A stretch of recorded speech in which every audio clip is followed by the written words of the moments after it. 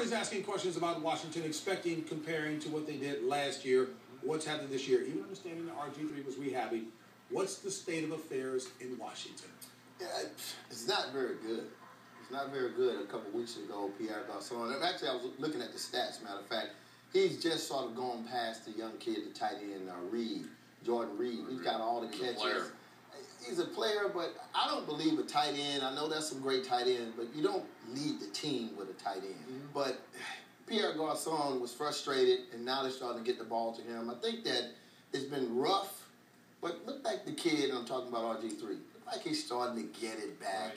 But I just feel so bad that you would have a system where it's all predicated on this guy running. He's the second rusher on the team. Mm-hmm.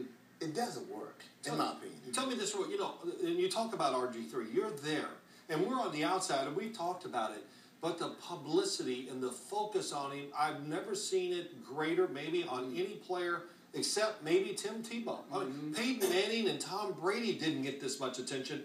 How did you perceive that down there? I've always heard this old saying, rich and famous. Throw the rich out. Before the kid ever took one snap, he was more famous than anything you can think of. And at 23, 24 years old, 21, whatever, right. I think that's a lot of pressure. And so when you go back and you look at everything that he did last year, that was great.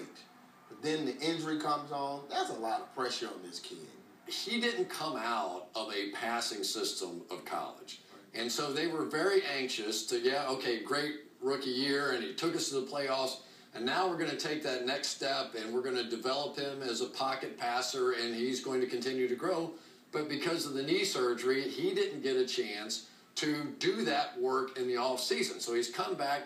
God bless him. He's got a bad knee. He's trying to just get out there and do the best he can. I think if they stay the course here, this is going to work and work in a big way in Washington. My fear is... Stay the course, meaning? Don't fire the coach. I mean, they're going to try and fire the coach at the end of the year. It's crazy. You just take what this system is. It's perfectly built for him. Let him develop him as a pocket passer. Next season, they're going to be the favorite to win. I played 11 years for Joe Gibbs Super Bowl championships. I played 9 years for a bunch of other coaches. That 9 plus the 11 I've been out, it's been 20 years of losing. So I understand the pressure. And this kid came in as sort of the savior, and what we expect, what people would expect is that what you did last year, come back and do it again. Let's just do it again.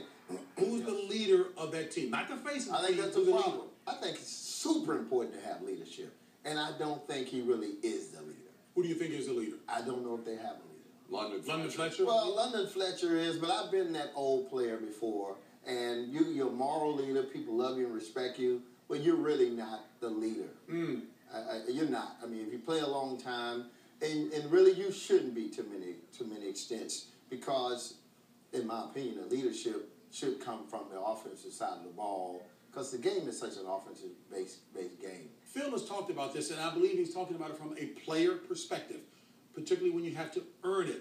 Because RG3 came in with so much hoopla and was all over the place rookie year, first year, do you think there's any resentment amongst the rest of the players? Was there any blowback because of that? I don't think so. I don't think that's any of that. I think that, goodness, all the success was coming from the kids. Right. Morris was a kid, too. So and you believe he'll utilize more. Yeah, plus, as I mentioned, they've been losing. Guess what? If you come and help me win, I'm not mad at you. No, you're champion at the bit. So you're saying, let me hear the last word from you.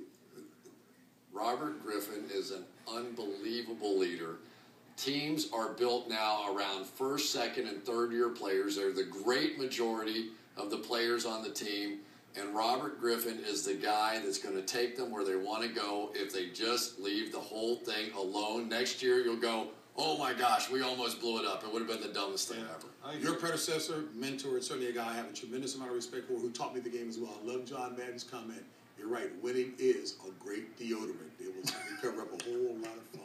All right, goes back to the highlights. Now, if you've